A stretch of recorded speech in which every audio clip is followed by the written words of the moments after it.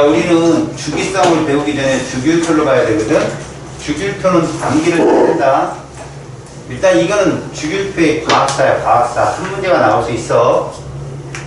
여기서 보면 약간 어정쩡하지, 썰 자체가. 뭐냐면 예전에는 수많은 원소가 발견되지 않았기 때문에 이렇게밖에 규정을 못했다가 이제 뉴렌즈나 멘델레프 쪽에 오면서 과학 기술의 발달에서 원소들이 충분히 발견이 돼서 이러한 규칙성이 생기게 된다라고 알아두자.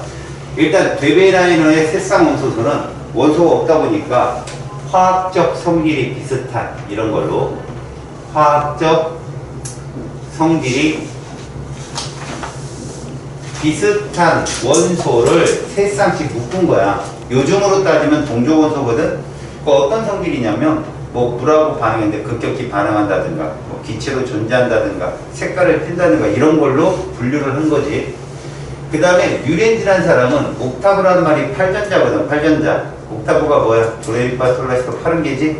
그러니까 8번째마다 새롭게 규칙성이 나타나더라는 거야. 그래서 8전자 궤도설 뉴렌즈는 옥타브설을 주장했고, 멘델레프가 와서 현재 주기율표에 유사한 모습이 갖춰지게 돼.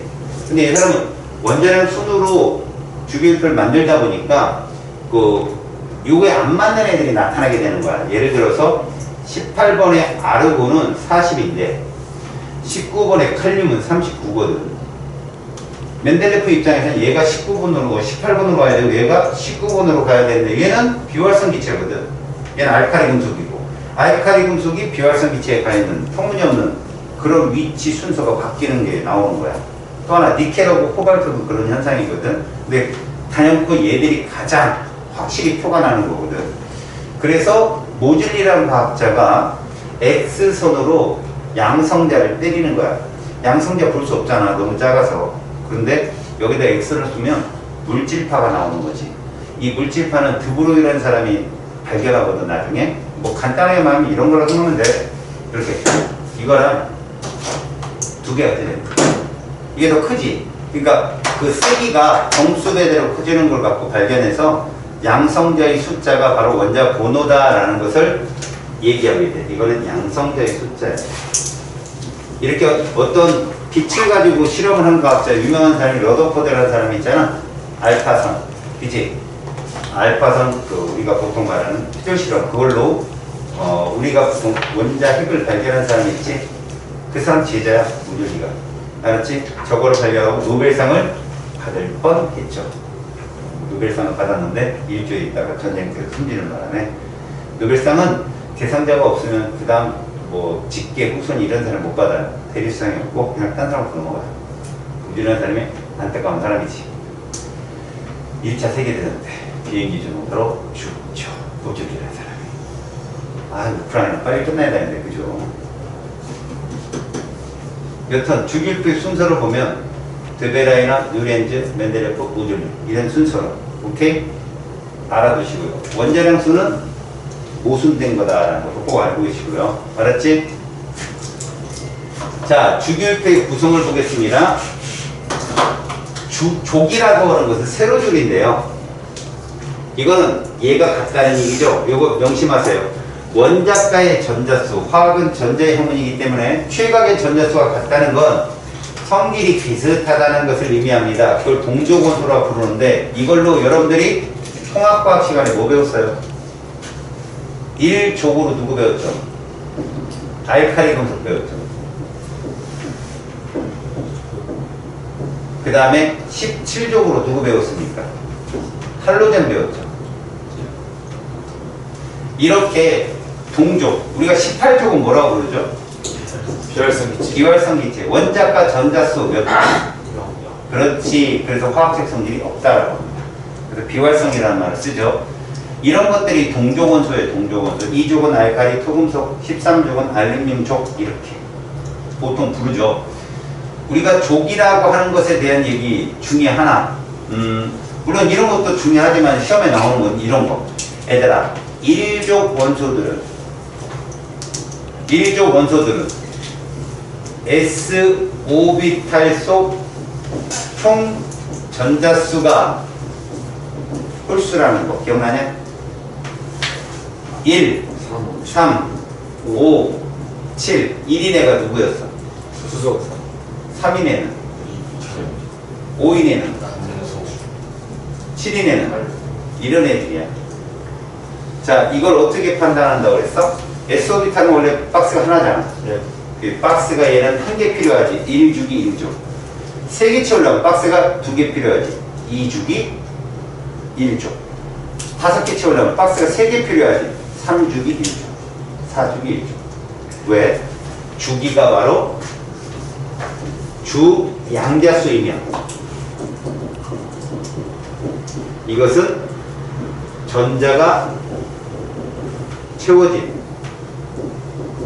S 오비탈 수에 비례하기 때문에 그러니까 이 주기는 무조건 S 오비탈이 2개 있어야 됩니다.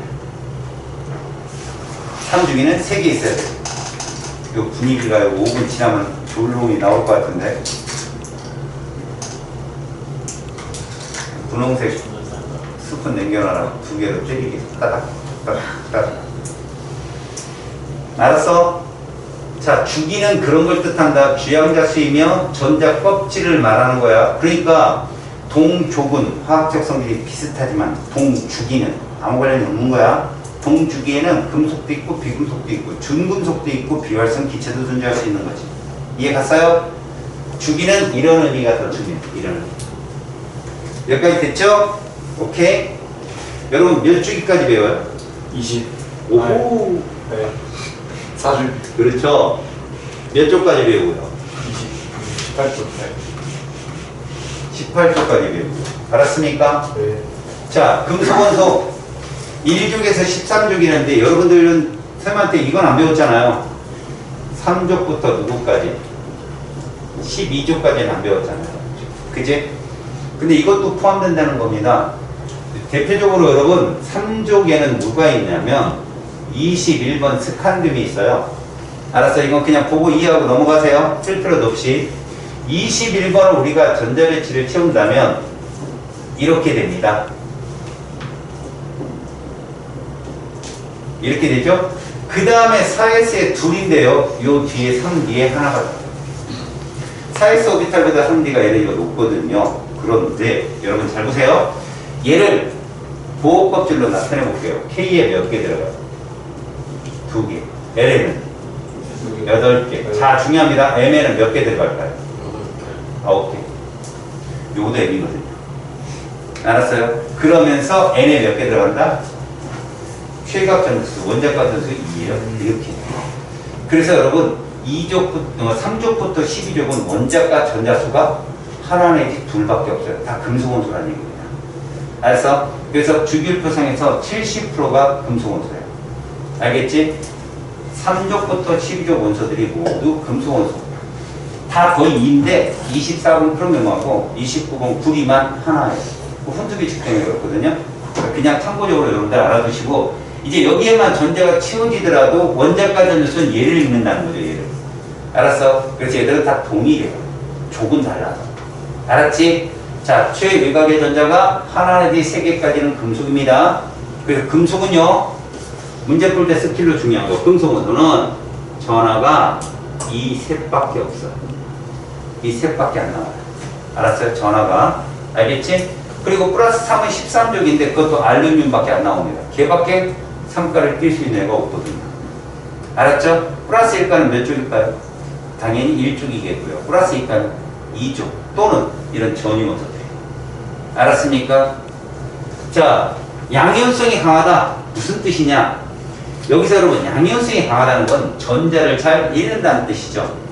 그래서 여러분 요 양이온성과 음이온성이라는 말을 제가 여기서 조금 알고 갈게요. 이번 시험에는 안 나옵니다만 4단원에서 나옵니다. 이게 주기성도 도움이 되니까 같이 잘 보세요. 선생님은 1번부터 20번을 2개의 세트로 나눌 거예요.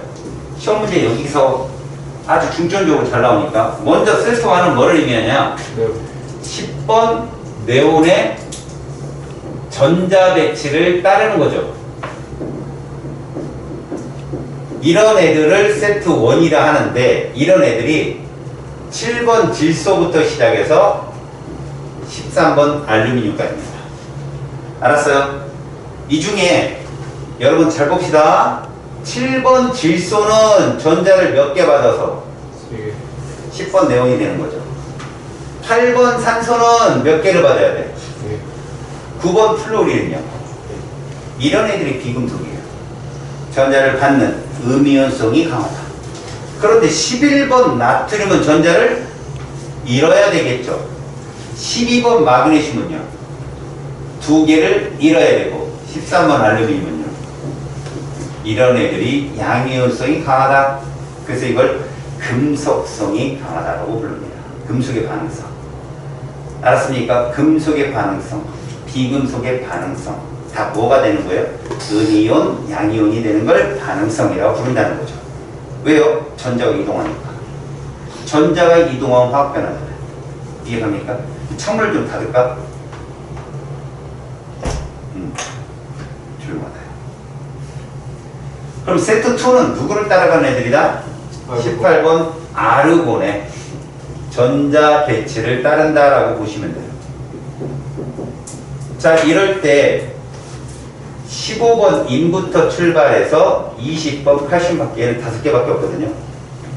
15번 인은 전자 배치를 따르는 3가 마이너스, 16번 황은 2가, 17번 염소는 1가, 19번 칼륨이 플러스 1가, 20번 칼슘이 2가. 얘들을 금속이라고. 그러니까 금속은 1족부터 13족 원소들을 금속이라 부른다라고 부르는 거죠. 대부분은 구치지만 수은만 액체죠. 여러분 수은이 액체라서 이용되는 게 뭐예요? 대기압 측정할 때 토리첼리라는 사람이 사용하죠. 760mm Hg. 그죠? 또 하나 수은 온도계. 알았습니까? 수은 온도계. 흰색 있죠. 온도계 중에. 열, 전기, 전도성이 클 수밖에 없어요. 왜요? 자유전자가 존재하거든. 자유전자가. 여기까지 됐죠? 자, 비금속 원소 14족부터 18족 원소. 특히 비금속 원소에는 18족 비활성 기체가 들어간다는 거죠. 비활성 기체는 화학적 성질이 거의 없다라고 보면 됩니다. 전자이동이 어려우니까. 걔들을 오히려 따르는 거죠. 금속과 비금속이. 걔들의 전자 배치를. 일단 비금속 중에 반응성이 있는 금속들이 보통 15족부터 16족이고 14족은 반응성이 없다고 얘기합니다. 18족 다음으로 안정한 게 14족이에요. 그래서 탄소화물을 따로 배우죠, 여러분들이. 유기화학이라 해가지고. 알았어요? 그리고 지구과학에서는 SI를 다시 배웁니다. SiO2라 해요. 규산염을. 아셨어요? 그 정도로 14족은 안정하거든. 18족보다는 덜 안정하지만 나머지 것들 중에. 그럼 15에서 보통 17족 애들이 비금속성이 좋다고 얘기합니다. 기체나 고체로 존재한다는 건 뭐 때문에 그러느냐? 여러분, 기체로 존재한다. 여러분, 요거 광고하고 넘어가지 말자. 1번부터 20번 중에 X2 형태의 원소가 몇 개 있을까? 5개 있다. 누구누구 있어? H2, N2, O2, F2, Cl2. 이래들이 비금속이야. 얘가 1주기 몇 쪽이야? 1쪽이지. 조심해라 진짜. 주기율표 진짜 많이 나온다. 아까 우리 1족을 알칼리 금속이라 했잖아. 누구 제외해야 한다? 수소 제외해야 한다. 시험에 진짜 나와. 만점 다 맞아도 이거 하나 틀려온 애들 진짜 많았어. 알겠냐? 명심하자. 근데 그런 애가 차라리 낫지? 다 틀리고 이거 하나 맞는 애보다는. 그지? 그러니까 그것도 다 맞다 이런 얘기야. 열, 전기, 전도성이 거의 없다. 하지만 누구는 예외다. 흑연은 예외다. 흑연은 니들 연필심에 쓰지 샤프심 지금. 근데 걔가 전기분해 할 때 탄소 막대를 쓰기도 하거든. 보통 니들 이렇게 보면 돼. 탄소는 원래 선이 4개 나와. 알았니? 그런데 구조식을 가만히 보면 선이 3개 나오는 애들이 있어. 이게 흑연이고 그래핀이라는 신소재고 탄소 나노 튜브고 그 다음에 플로렌이라는 거 들어봤어 얘들아? 플로렌? C60 축구 공모야. 버키볼. 그지? 그런 것들이 전도성이 있다라고 한다. 알았지? 구조만 봐. 선이 4개 나와야 되는데 3개 나왔다는 건 전자 하나가 자유롭게 움직인다는 뜻이니까. 자, 금속과 비금속에 대해서 봤거든. 1족부터 13족이 무조건 금속이라 했는데 누구 열애시켜? 수소. 꼭 기억해. 알았어? 세트 1, 세트 2 꼭 기억하고.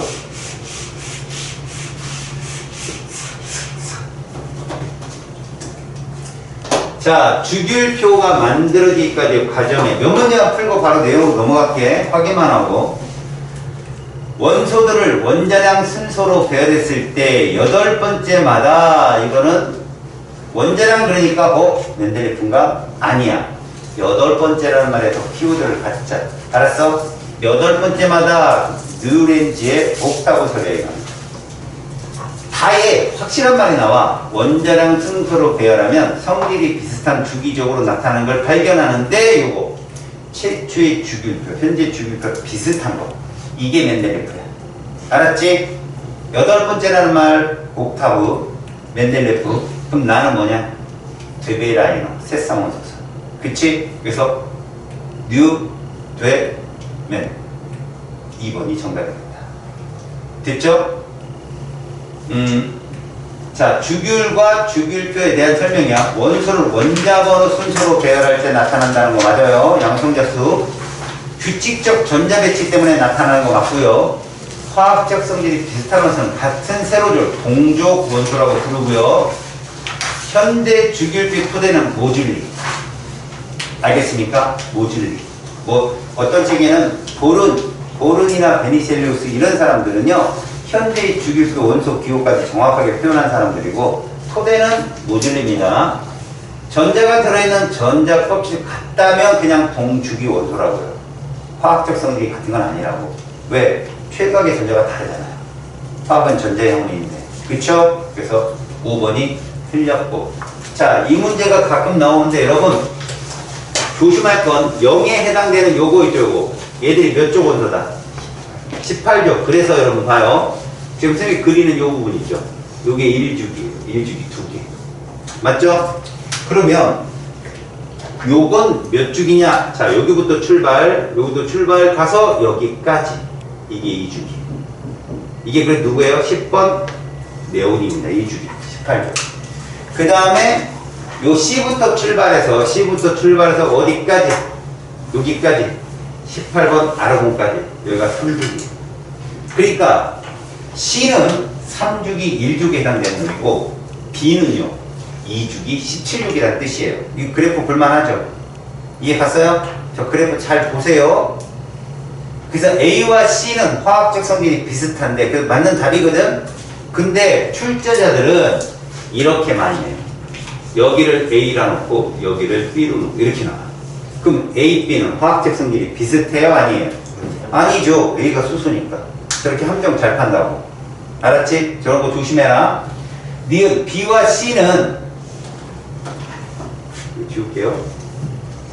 B와 C는 보이죠? 전자가 들어있는 껍질수가 같지 않아요. B는 2개고요. C는 3개입니다. 주기가 다르다는 뜻입니다.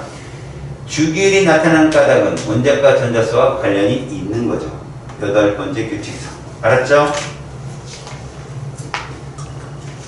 자, 26번 그림만 보겠습니다. 간단하게. 주양자수라는 건 그냥 껍질수예요, 여러분. 주양자수는 주기이며 전자 껍질수라고. 그래서 설명합니다. 얘는 1주기 몇 조? 1조. 그러니까 1번 수소죠. 얘는요, 2주기 몇 조? 15조. 여러분, 2주기는 안쪽에 전자 2개 있다는 뜻이에요. 7번 질소입니다. 그럼 얘는요, 3주기 몇 조? 15조. 3주기는 여러분, 원자 번호와 주기 같다고 그랬죠. 15번이 13조부터 그렇다고 했어요. 다음에 D는요, 3주기 1조. 누굽니까? 11번 나트륨이 되겠죠. 그래서 A, D는 화학적 성질이 같아요, 달라요? 다르다고요. A가 수소니까 명심하시라고. 그래서 기억은 맞는 설명. BC 통족이죠. D는 양이온되기 쉽죠. 왜? D는 세트 1이잖아요. 그죠? 10번 따라간다고. 오케이? 자, 27번은 건너뛰시고 똑같은 유형이니까. 자, 여러분 35번 같은 경우는 말 때문에 틀리는 문제예요. 바닥 상태 원자인데요. 가장 바깥 전자 껍질. 그냥 가장 바깥 전자 껍질의 전자의 숫자를 최각 전자수라고도 하지만 화학적 성질을 결정한다는 의미에서 원자가 전자수라고 칭합니다. 그럼 얘는 몇 주기? 1주기. 몇 쪽? 1족. 그래서 얘는 누구예요? 1번 수소. 얘는 몇 주기? 2주기. 3이니까 13주기잖아요. 5번 붕소. 다음 L 껍질이잖아. 2 더할 준비해. 2주기 몇 쪽? 15주기니까 얘는 뭐야? 7번 질소. 다음 얘는요. M 껍질이니까 3주기 15족. 15번 인. 둘은 15족이에요. 다시 말해서 동족원소라고. 봐요. 7번 질소 홀전자수 몇 개였어요?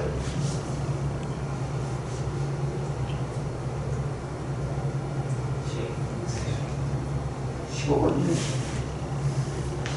3개. 8번 산소는? 2개. 6번 탄소. 4개. 좋아. 저런 창의적 대답도 필요하긴 하지만 제가 홀전자수는 3개가 끝이라겠죠? 모르는 거죠, 저 친구는. 14번 규소 몇 개일까? 2개. 16번 항은? 이런 거죠. 3 옆에 차 5는 무조건 2개라고 기억을 하시라고. 그래서 CD는 같은 종 맞고요. 원자 번호는 당연히 이렇겠죠. 1번, 5번, 7번, 15번 이런 순서로. 오케이? 그래서 정답은 니은, 디귿이 답이에요. 기억은 뭐 2주기 원소잖아요. 맞죠?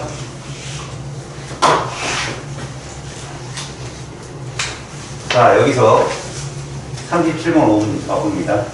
질문 던집니다. 전자가 들어있는 오비탈 수가 3인 거 누구예요? 누구요? 3P7. 아, 2P. 다시 질문. 2P1. 다시 질문. 2주기는 전자가 들어있는 오비탈 수가 최대 몇 개예요? 2주기. 5개. 그렇죠. S오비탈이 일단 2개일 거고 2P가 나타나니까 P오비탈이 3개가 들어와서 5개가 최대죠. 네. 5개 출발이 몇 번 원소예요? 2주기. 역시 7번 질소라고. 홀전자수 3만큼 중요한 게 오비탈이 5개가 되는 순간이 7번 질소라고. 홀전자수 3개가 다 차니까. 그러면 질문. 6번 탄소는 몇이 최대겠어요? 4개겠죠. P오비탈이 전자가 2개 채워줄 거니까. 그럼 5번 붕소는 3개. 그래서 내가 얘기했잖아. 2주기는 최대가 5인데 7번 질소부터 5다. 그럼 그 전에 6번 탄소, 5번 붕소는 4, 3이다. 유일하다. 다시 3주기는 전자가 채워지는 오비탈이 최대 몇 개일까? 일단 S오비탈이 3개 있을 거고 2P가 3개 있고 3P가 3개 있으니까 총 합치면 9개지. 그 9개 출발이 몇 번이야? 9개 출발이 몇 번이냐고. 2주기는 7번 질소니까 3주기는 15번 인부터 그렇게 된다고. 9개가 된다고. 홀전자수 3이기 때문에. 그럼 8개는 누굴까? 바로 전에 있는 14번 규소. 7개는 13번 알루미늄. 이게 규칙상이라고. 외우라고. 3 그러면 너는 볼 것 없이 누구라고? 3, 5번 붕소야. 공교롭게 P. 근데 5 이거면 7번 질소 이상이라는 얘기야. 5. 그 중에 홀전자수가 2인 건 8번 산소잖아. 얘 누굴까? 왜 질소잖아. 7번 질소. 3이니까 이거밖에 없잖아. 이렇게 뭔가를 막 써보고 그런 게 아니라 여러분들이 이렇게 오비탈 수만 딱 봐도 얘들을 알아야 되지. 야, 이 자리도 많거든. 3번 리튬하고 4번 베릴륨이 둘 다 2야. 3번 리튬 홀전자수 얼마야? 출발 1이야. 4번 베릴륨 0이야. 누구래? 0. 이거 4번 베릴륨. 이렇게 보는 거야. 어떻게 찾는지 알겠어? 공부 좀 해놓으라고. 자, 다시 기억. A에서 D는 같은 주기 원소다. 맞았잖아. 이 주기. 똑같지? 왜? 5개를 넘지 않았으니까. 금속 원소는 몇 가지야? 여러분, 이거 중요한 거. 금속 원소는 얘 하나야. 5번 붕소를 뭐라고 부른다고? 준금속이라고 부르죠. 금속성과 비금속성이 모두 있다. 금속은 아닌 거지. 틀린 거. 저게 나오기는 어려울 거야 아마. 근데 알아두자. 원자과 전자수는 D가 가장 크다. C가 제일 커. 16쪽이잖아. 이해 갔죠? 그래서 정답은 이거나. 됐습니까?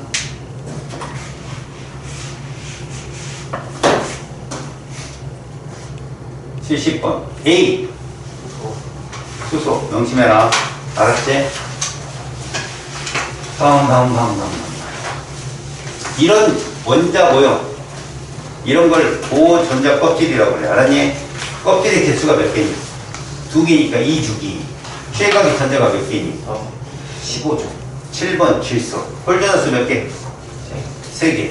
전자가 채워진 오비탈수 몇 개? 5개. 외우라고 쳐라고. 알았어? A 몇 주기? 2주기. 몇 조? 15조. 홀전화수 몇 개? 3개. 전자가 채워진 오비탈수. 5개. 그치. 얘 몇 주기? 3주. 3주기. 몇 조? 홀전화수 몇 개? 한 개. 출발이니까 1, 0, 1, 2 이렇게 출발하잖아. 전자가 처해진 오비탈수 몇 개?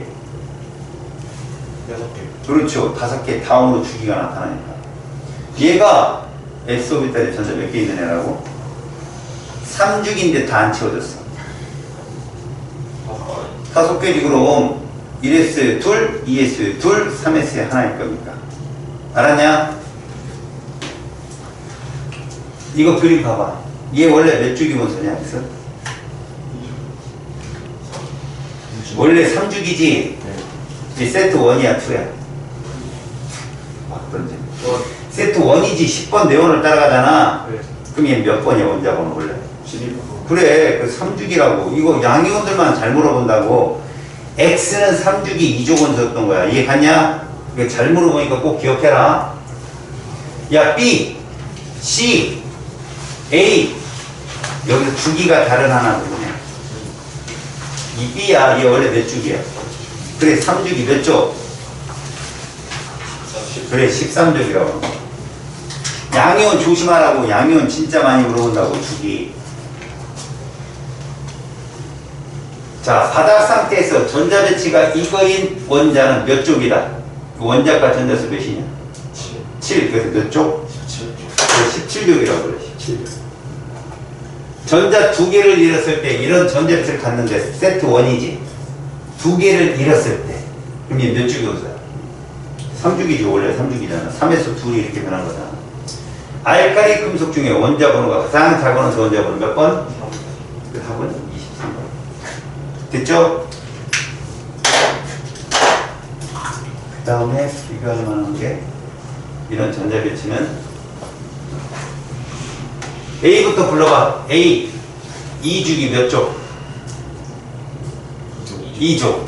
B 2주기 몇 쪽? 17쪽. C 3주기. D 3주기 18쪽. 여기 원자과 전자수 제일 큰 애가 누굴까? 얘지? 17주기니까 제일 작은 애는 D. 그렇지. 얘 0이니까. 이런 거 조심하라고. 알았냐? 여기가 오늘의 하이라이트. 자기 화학결합까지 시험 범위 나서 흔들어봐. 자기 나서 화학결합까지다. 결합이 됐다는 거. 응? 화학적 결합이 됐다는 거. 3단원. 아니야? 손 내려. 아이, 잘, 수분이네, 저거. 보수 세지더라. 그 화학결합은 영상에 보기 있으니까 그거 한번 봐. 알았어? 진짜 봐야 돼. 내가 프린트 줄 테니까 풀고. 나중에 이거 문풀하는데 보다 듣고 그러면 알지? 모래집은 여기 왼쪽에 이렇게 차고 와. 이렇게 들어가 있는 거. 자, 여기 주목해. 정신 똑바로 차려. 이제부터 원자 반지름을 측정하게 될 거야, 아니? 여기 있는 이론은 내가 간소하게 설명을 하는 거니까 혹여나 깊은 내용까지 자기가 보고 싶다. 그러면 무조건 나한테 보내. 그럼 내가 주소지를 보내줄게. 알았지? 먼저 입자 반지름이라고 써놨는데 사실은 저 입자라는 게 원자와 이온을 통칭하는 말이야. 원자 또는 이온 이거를 통칭하는 말이다. 그러면 실제로 원자 반지름이라는 게 뭐냐? 이거에 대한 정의는 이거야. 원자는 말이다. 중심 핵으로부터 최각 전자까지 거리를 반지름이라 하기 좋잖아. 근데 최각의 전자가 오비탈론에 따르면 무한의 확률이 있단 말이야. 계속. 그럼 어디가 끝인지를 모르잖아. 그 과학자들끼리 약속을 한 거야. 비금속 원소는 화학 결합 길이의 반으로 하자. 알았어? 다시. 원자 반지름은 화학 결합을 했을 시에 그 길이의 반으로 하자. 그렇게 기준을 정했거든. 근데 비금속 원소는 무슨 결합을 하니? 공유 결합이라는 결합을 한단다. 비금속 원소와 비금속 원소는 공유 결합을 하는데 조건이 같은 원소 간. 그것도 무슨 결합? 단일 공유 결합을 한다는 조건에 그 길이의 반으로 조건을 잡아요. 그러니까 H2는 측정이 가능하지만 O2나 N2는 안 되는 거야. 왜? O2는 이중결합, N2는 삼중결합이니까. 그럼 저것들은 어디서 측정하느냐? 중심 원자가 2개짜리에서 측정해. 알았지? 그럼 금속 원소는 어떻게 측정하냐? 얘는 따로 조건을 줄 필요가 없는 게 얘들은 금속 결합을 하거든. 근데 금속 결합 자체가 자기 자신하고만 결합해. 그 역시 이거의 2분의 1값. 이래서 원자 반지름을 데이터로 쭉 써놔. 그걸 너희들이 이해를 해야 돼. 지금부터 이것들을 비교를 해야 되거든. 알았니? 그러면 실제로 공유결합끼리니 금속결합끼리니라는 말이 나왔으니까 말하는데 18족은 화학결합을 하니 안 하니? 18족은 안 하잖아. 그래서 이 반지름에서 얘는 제외된다. 얘는 안 써. 알았지? 우리가 배우는 반지름에 18족은 포함되지 않습니다. 명심하시고요.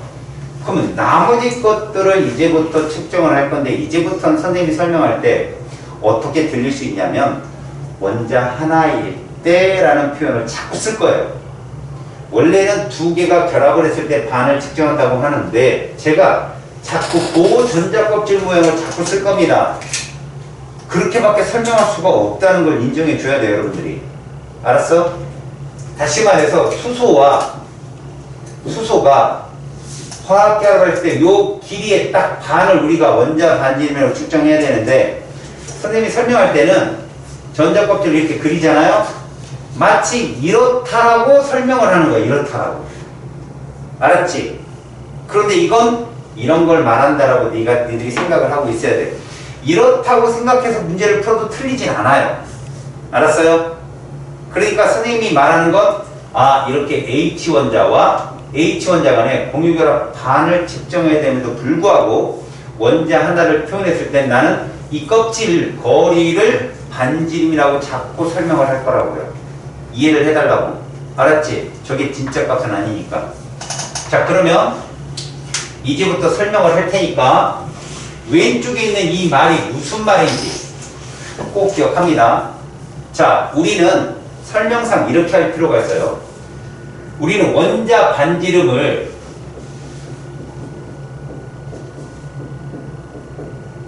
이렇게 해석을 할 겁니다.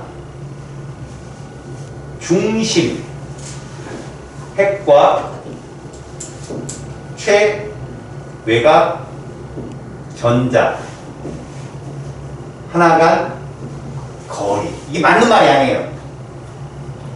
중심 핵과 최외곽 전자 간 거리를 그냥 반지름이다 라고 생각을 하고 해석을 하자고요.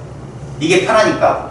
원래는 화학 결합에서 반이지만 그러면 전자 하나니까 얘는 무조건 마이너스 1이잖아요. 전하량이.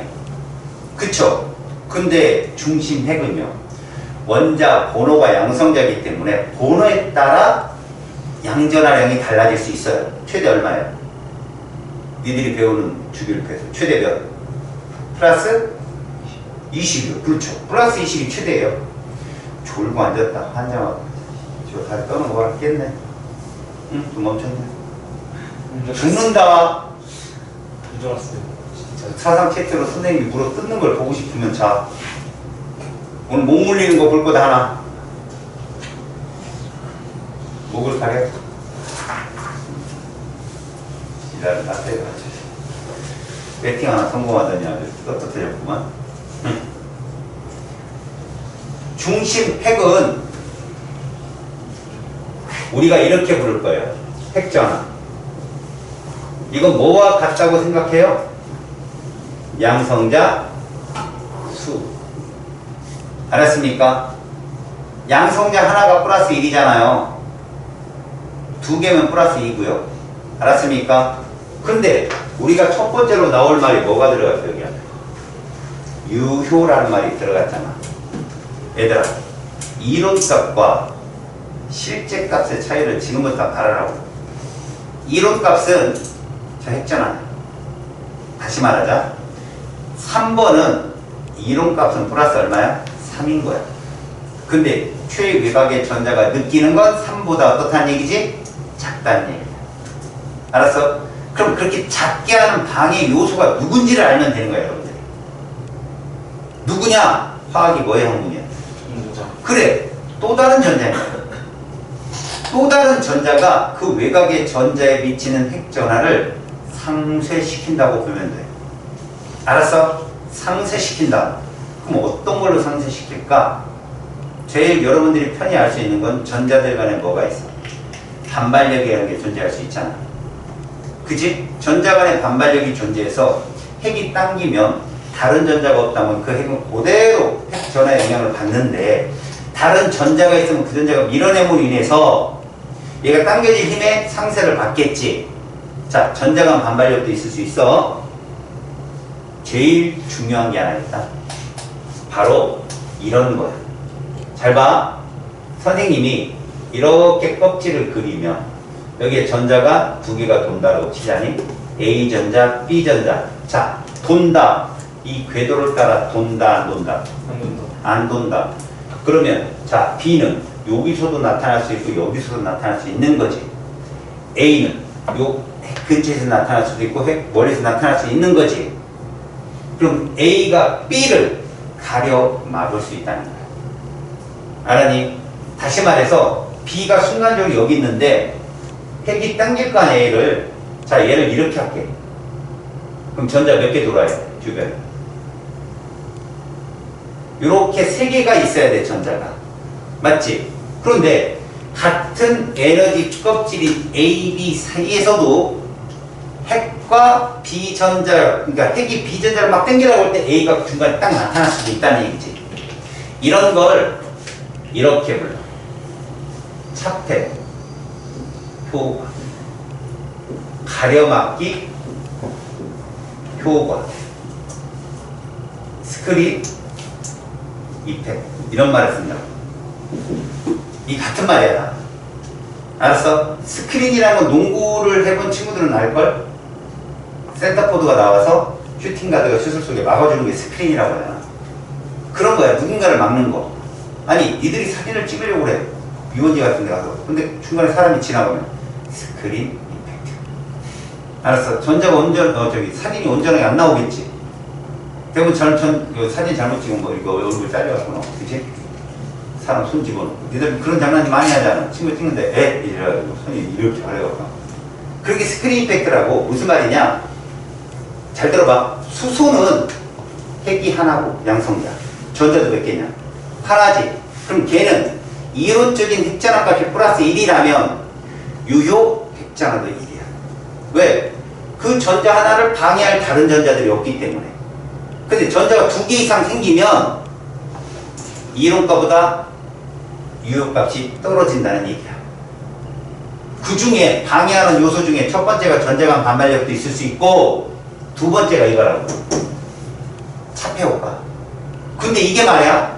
A하고 B 에너지가 같은 전자끼리의 차폐효과도 분명히 존재하는데 에너지가 높은 C를 A, B 전자가 가려막을 확률이 더 크다라는 거야. 그리고 플러스 3이 C를 당기는데 A, B 에너지가 낮은 안쪽 전자가 C를 막아서 C에 실질적으로 작용하는 유액전화 값을 엄청나게 떨어뜨린다는 거야. 얘가. 다시 유액전화에 가장 큰 영향을 줄 수 있는 게 바로 스크린 이펙트야. 알았어? 그러면 이 C는 이론적으로 이 정도 거리에 있어야 되는데 더 멀리 간다는 거야. C가 약해지니까 전자는 도망갈 수 있잖아. 그러면 이걸 뚱뚱해진다라고 표현할 거야. 내가 뚱뚱하다는 건 반지름이 크다라고 해석을 하거든. 뚱뚱하다는 건 반지름이 크다라고 해석해. 알았어? 그러니까 핵의 힘이 약해지면 좀 더 전자가 도망갈 수 있는 거고, 만약에 핵의 힘이 세면, 상대적으로 비교했을 때 세면 전자구름이 당겨지겠지. 그런 걸 홀쭉하다라고 표현할 거야. 상대적으로. 알았지? 그러면 이제 이것들에 대한 유액전화를 봤는데 다시 봐라. 안쪽 껍질 수가 많으면 최각의 전자에 작용하는 유액전화는 엄청나게 떨어진다. 알았어? 엄청나게 떨어진다. 여기 한번 볼까?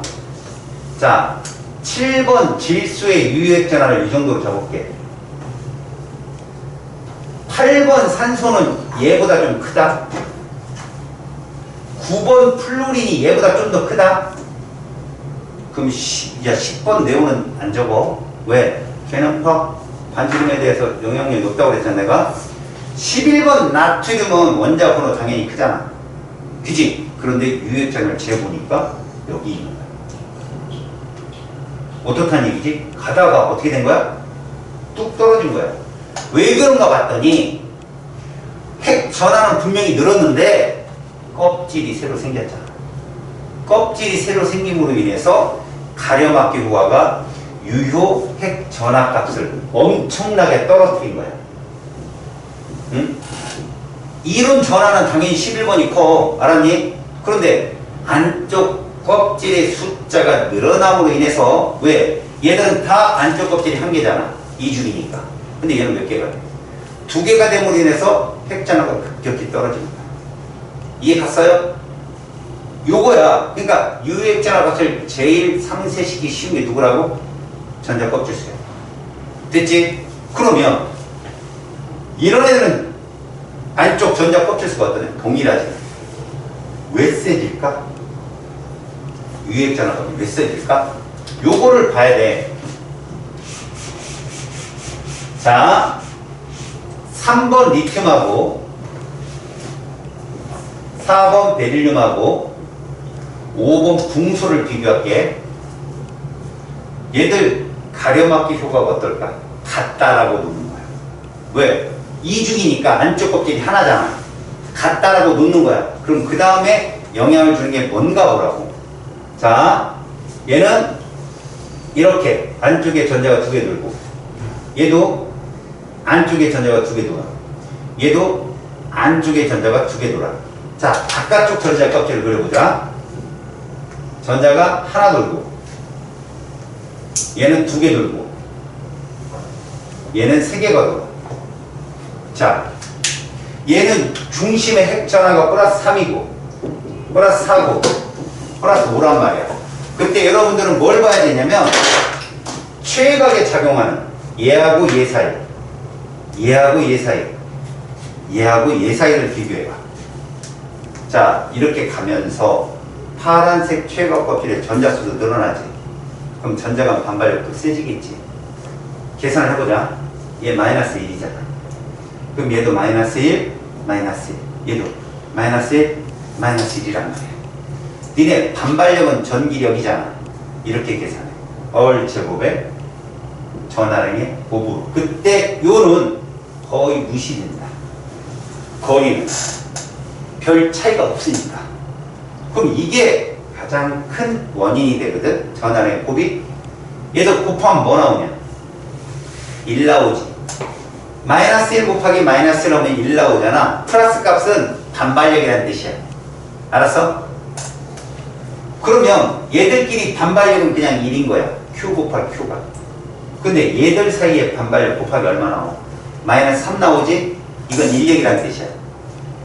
핵과 전자 간의 전기력이 셀까? 전자와 전자 간의 반발력이 셀까? 핵과 전자 간의 인력이 훨씬 세다는 얘기야.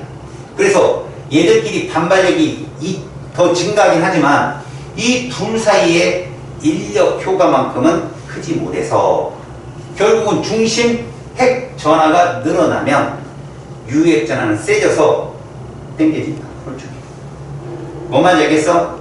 다시 말해서 가려막기 효과만 동일하다면 중심 핵 전하가 커졌을 때에 반지름은 영향을 받을 수 있다는 얘기야.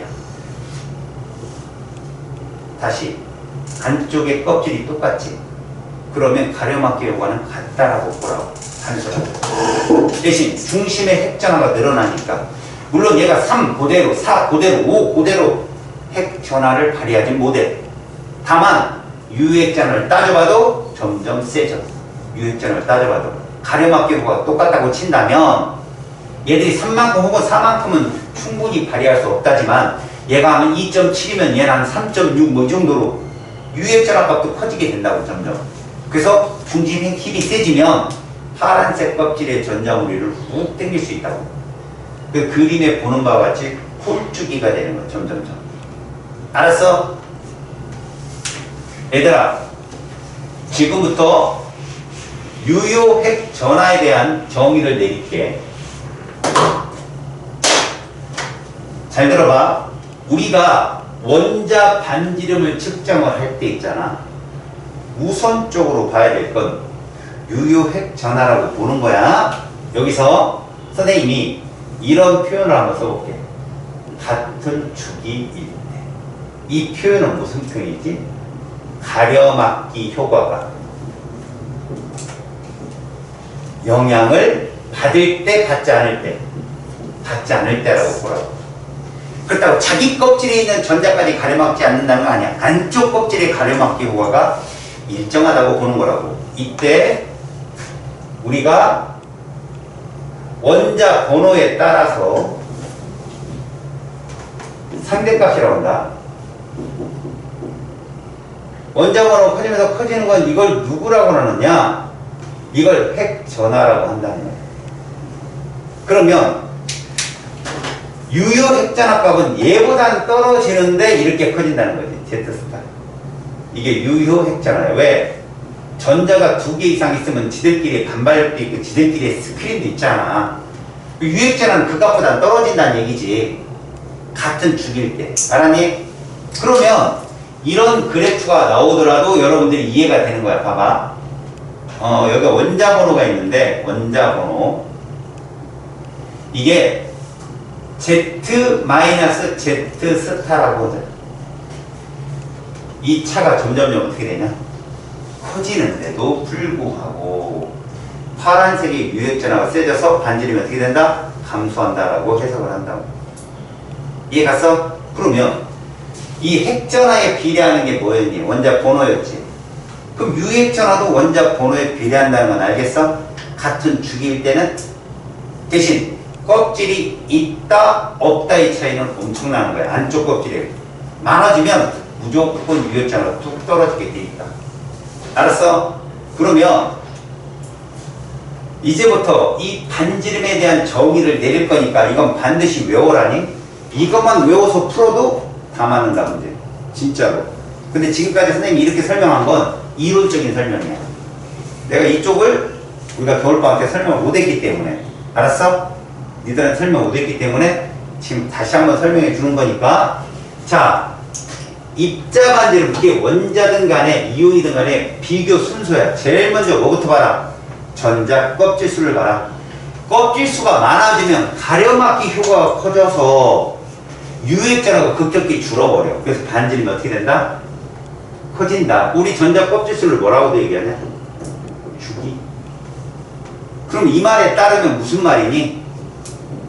3주기 원소가 있고 2주기 원소가 있으면 누가 뚱땡이다?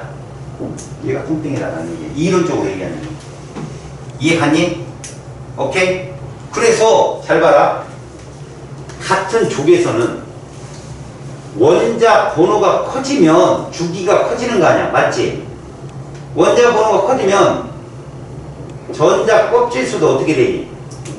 커질 거 아니야. 그 원자 반지름 어떻게 될까? 증가하죠. 원자 반지름이 증가한다는 거야. 같은 족에서는. 그래서 봐라.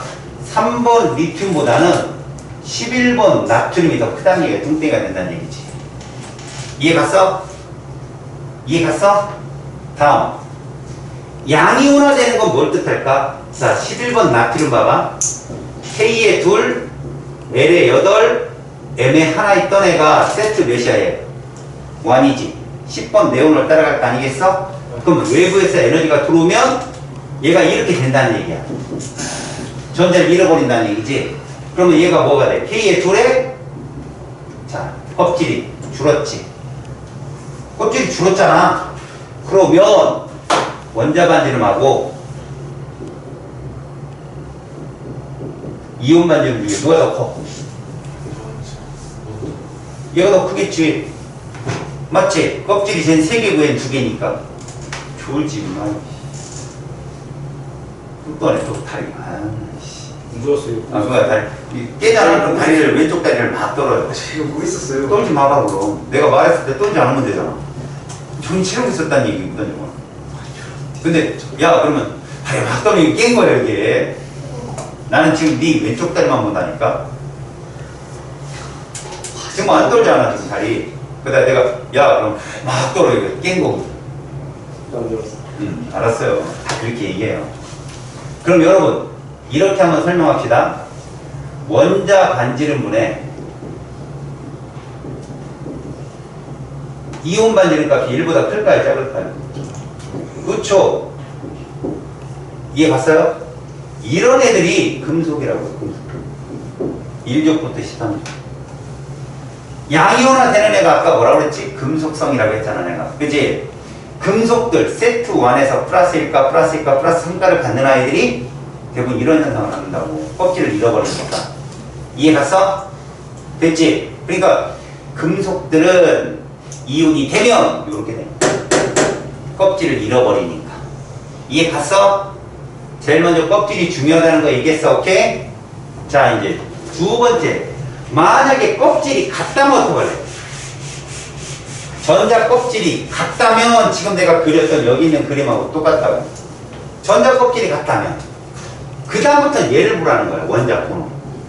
번호가 유핵전화에 비례하는 거야. 그게 뭐냐? 같은 주기일 때. 봐라. 같은 주기일 때 원자 번호가 커지면 당연히 유효핵 전화가 어떻게 된다? 커지겠죠. 아까 그래프 봤잖아. 반지름 어떻게 된다?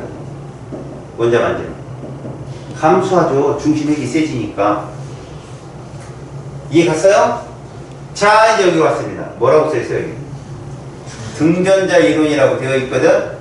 자, 이걸 제가 설명을 할 겁니다. 이제부터 정신 차려. 여기서만. 자, 5분만 정신 차리자. 몇 분? 5분이야. 오늘 이상하게 이혼하니까 다 못 끝날 것 같다 느낌이. 이렇게 시간을 낭비하고 뭔가 처먹은 그 대가를 똑똑히 우리가 치우고 있는 거야. 세트 1이 몇 번부터 몇 번이라고 했냐? 7번부터 3번. 총 원소가 몇 개야? 6개지. 얘를 비교할게. 지금부터 얘들 원자 반지름을 비교해봐. 제일 먼저 여기까지가 몇 주기 원소냐? 2주기지. 여기는. 그럼 이 3주기 우리가 맨 앞으로 와야 돼. 껍질이 많으니까. 다음 잘 봐. 이 3주기 중에 알았니? 번호가 어떤 놈이 뚱땡이냐? 큰 놈, 작은 놈. 이런 크면 힘이 세서 번호가 작은 놈이 뚱땡이지. 핵의 힘이 약할 거니까. 누가 제일 뚱뚱해? 그렇지. 그 다음 누굴까? 그 다음이 누구야? 자, 이제 이 무리를 나열하는 거야. 이 중에 누가 제일 뚱뚱해? 그렇지. 그렇게 본다고. 이게 머릿속에서 여러분들이 딱딱딱 순서를 배치를 해야 돼. 자, 이제 두 번째야. 얘들이 이온이 되면 누굴 따라가면 되겠지? 10번 네온을 따라가잖아. 그럼 껍질 수가 어떻게 될 것 같아? 똑같이 두 개로 똑같을 거 아니야. 10번 네온이 되면. 자, 그러면 7, 8, 9, 11, 12, 13번이 껍질이 다 동일하다면 가장 뚱뚱한 놈이 누굴까? 질소. 그렇지. 그래서 7번 질소 3가-가 제일 뚱뚱하다 이렇게 표현하는 거야. 전자가 10개로 똑같고 껍질도 똑같은데 번호가 제일 작잖아. 그럼 누구야? 그 다음에 8번 산소, 그 다음에 9번 플로린, 그 다음에 11번 나트륨, 12번 마그네슘, 가장 훌륭한 건 누구다? 13번 알루미늄이 되는 거지. 이해 갔냐? 오케이? 그러면 이 그림을 보잖아? 잘 봐. 질소는 음이온이 되면 빵빵이 됩니다. 이걸 마지막에 3번에서 다룰 거야, 내가. 왜? 지금은 그냥 내가 얘기했어. 원자 번호가 커지면 유액전화가 커지는데 번호가 커지더라도 껍질이 증가하고 유액전화가 뚝 떨어진다고 했잖아. 가려막기 효과가 제일 크다. 전자 껍질 수가. 그 다음에 껍질이 동일하다면 안쪽 껍질이 동일하다면 그 다음은 원자 번호를 봐라 라고 순서를 내가 지금 계속 가르쳐주고 있는 거야. 여기까지 무난해? 자, 세트 2 볼게. 18번 아르곤을 따라간 애들이야. 15번인, 16번 황, 17번 염소, 19번 칼륨, 20번 칼슘이다. 자, 원자 반지름 그럼 몇 주기 원소를 앞에 세울래? 당연히 4주기를 앞에 세워야지. 이 둘 중에 누가 제일 뚱뚱해? 그렇지. 번호가 작은 애가, 핵전화가 약하니까.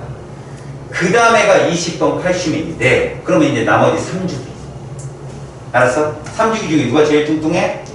인. 그 다음에 황. 제일 훌륭한 건 염소. 자, 이제 이온 반지름 봐봐. 이온이 돼버리면 다 18번 아르곤의 전자배치를 따르잖아. 껍질이 다 똑같을 거 아니야. 자, 여기서 제일 뚱뚱한 건 누구다? 인이 제일 뚱뚱할 수밖에 없다. 왜? 번호가 제일 작으니까.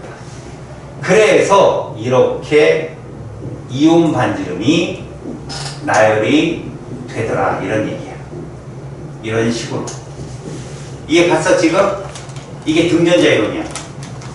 알았냐? 이온이 되면 껍질이 동일하기 때문에 번호가 제일 큰 놈의 흡축이다. 이런 얘기야. 핵전화가 세서. 자, 마지막 3번이야. 얘는 나오기가 정말 어렵지만 이 원리는 나와. 얘들아, 지금 봐봐라. 껍질 수도 안 변하고 원자 번호도 안 변해. 그럼 마지막 봐야 될 게 바로 전자간 반발력이라는 거야. 어차피 유핵전화에 영향을 주는 게 가려막기 효과하고 전자간 반발력이었잖아. 어디든 다 있다니까 반발력은. 근데 그게 표가 안 났는데 3번에서 나타날 수 있다. 이게 누구냐? 음이온화되는 애들이야. 봐. 17번 염소는 말이다. 전자가 들어오게 되면 얘가 되거든. 자, K에 2이고 L에 8이고 M에 7이었던 애가 K에 2이고 L에 8이고 M에 8이 되면 껍질이 변했냐 안 변했냐? 안 변해서 1번은 해당 사항 없어. 번호가 커졌냐 줄었냐? 그대로지. 2번도 해당 사항이 없어. 그럼 결국 전자의 숫자가 늘은 것밖에 되지 않겠느냐? 그럼 전자만 반발력이 세지지? 그럼 이게 뚱땡이라는 얘기예요. 그래서 봐라. 원자 반지름이 있고 거기에 이온 반지름이 있다면 이런 표현이에요. 누가 더 뚱뚱하다? 얘가. 그러면 아까 우리가 봤듯이 원자 반지름 분해 이온 반지름이 얘들은 1보다 어떻다? 1보다 크다 이런 게 비금속의 특징이야. 알았어? 비금속의 특징이야. 그래서 너희들이 같은 주기 원소인데 어떤 놈은 원자 반지름인데 이온 반지름이 작고 어떤 놈은 원자 반지름 이온 반지름이 크다 그러면 큰 놈은 이온 반지름 큰 놈은 비금속 번호가 큰 쪽이고 단 이온 반지름이 작은 놈은 번호가 작은 쪽이고. 자, 질문. 같은 3주기 원소인데 A가 있고 B가 있거든. 자, 원자 반지름이 있고 이온 반지름이 있어. 얘가 100인데 얘가 한 90 정도 되고 얘가 한 60 정도 되는데 얘가 마이너스 한 100 정도 마이너스 그냥 120 정도 된다고 쳐보자. 질문. 원자 번호 A가 거 B가 먼저 보면 A. 멋지죠 저 친구. 수연아 욕했어요. 저 이거 안 했어요. 나한테 했어요 지금. 이거 안 했어요. 기분 나빴어요.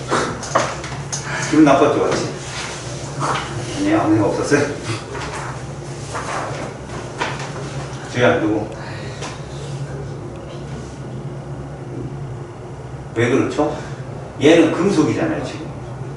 맞아요? 이게 금속입니다. 왜? 이것만 판단해 보세요. 같은 주기일 때 반지름이 작은 애가 번호 크지 않았어요? 기잖아요. 그럼 이때 이제 질문하는 겁니다. 이제 질문. C가 얘 누구의 전자배치를 따라갔을까? 공중이죠. 그러면 R로. 얘 세트 1일까 세트 2일까? 저 오 멋진데. 서건아 세트? 그렇죠. 당연히 원이죠. 3주기, 1족, 2족, 13족일 텐데 분명히 금속. 그 네온이 뭐? 그럼 네온을 따라갔겠죠. 그럼 얘는 누굴 따라갔을까? 주제도 네온. 이 중에 하나겠죠. 이 중에 하나. 3주기 비금속. 그럼 18번 아르곤을 따라갔겠죠. 이해 갔어요? 그래서 이온 반지름 얘가 커야 되는 거예요. 120. 얘는 아르곤이고 얘는 네온이니까 껍질이가 많잖아요. 이런 거라고 지금 세트 1, 2가 뭔 말인지 알겠냐? 같은 동주기라면 특히 3주기가 이런 문제가 많이 나와요. 3주기에 1족, 2족, 13족은 누구 전자배치를 따라가요? 네온. 10번 네온을 따라가고 15, 16, 17족은 누구 따라간다? R로. 18번 아르곤을 따라가서 이온이 되면 반지름이 15, 16, 17족이 큽니다. 이해 갔습니까?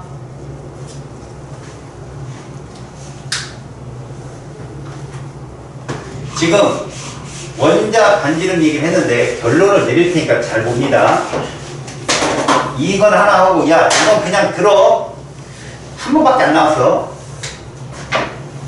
3번 리튬이 있고 11번 나트륨이 있거든. 같은 일족이지.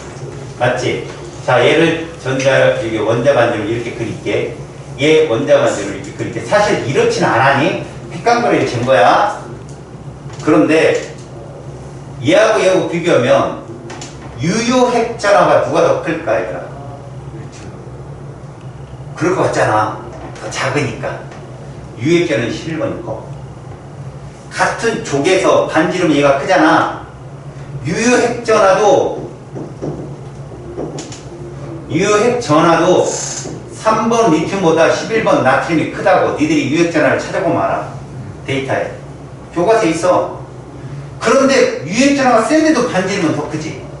이게 증거야. 가려막기 효과가 유효핵전화를 넘어서는구나. 알았어? 유효핵전화가 크면 반지름이 당연히 작아야겠다고 생각을 했는데 보니까 반지름이 얘가 더 큰 거야. 가려막기 효과 때문에. 그래서 너네들 보면 7번, 8번, 9번 그 다음에 11번 여기 뚝 떨어진다겠지. 여기 출발 리튬은 얘보다 약간 얘가 더 작아. 밑에 있어. 작고 나트륨이 좀 올라가 있다. 알았어? 같은 동족원소에서는 번호가 크면 핵전화 커진다. 알았니? 그거 기본적으로 알고. 자, 요 그래프를 마무리로 오늘 시간을 끝내겠습니다. 잘 보세요. 여러분들이 번호를 얘기해주면 됩니다. 원자 번호를 써줄 거예요. 원자 번호. 그리고 여기가 8번, 9번, 11번, 12번. 이거는 뭐 상대값이라 합시다. 자, 자, 자, 자. 이거 무슨 값을 나타내는 걸까요? 1번 원자 반절, 2번 이온 반절, 3번 유액전. 누굴까요? 2번.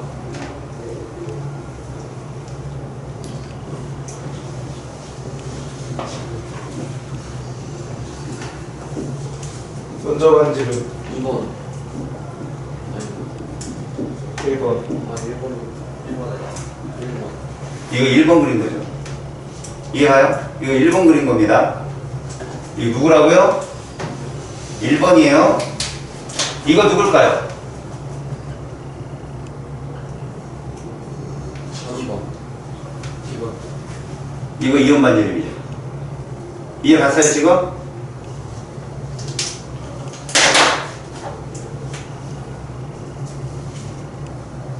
이거 누굴까요?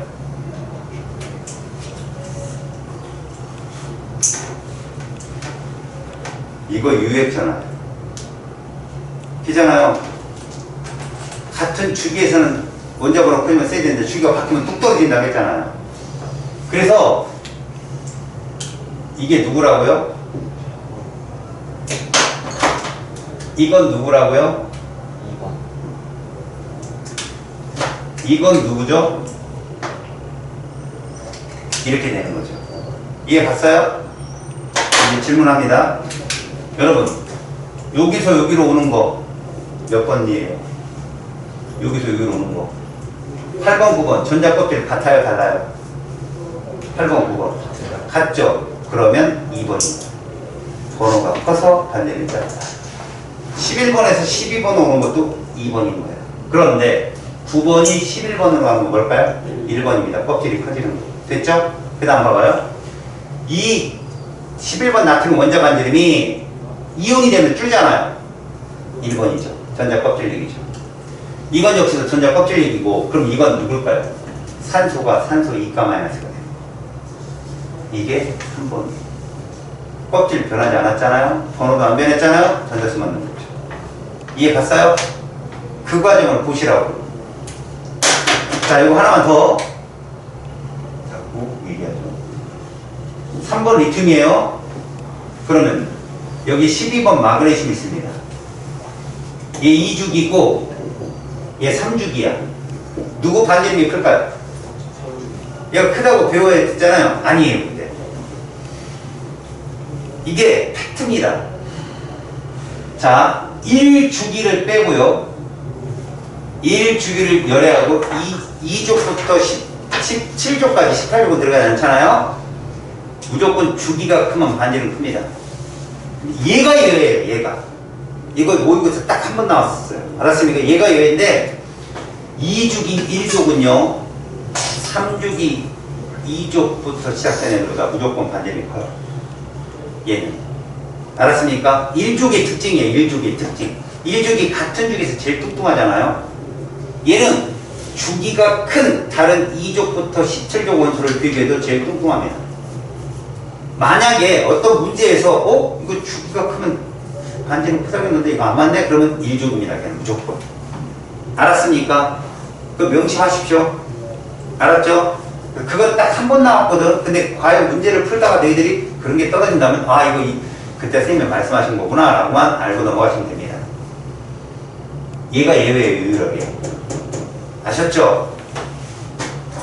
다음 시간에 이온화 에너지 할 거예요. 여러분 요번 주 금요일 오는 겁니다. 금요일 학생들. 오케이?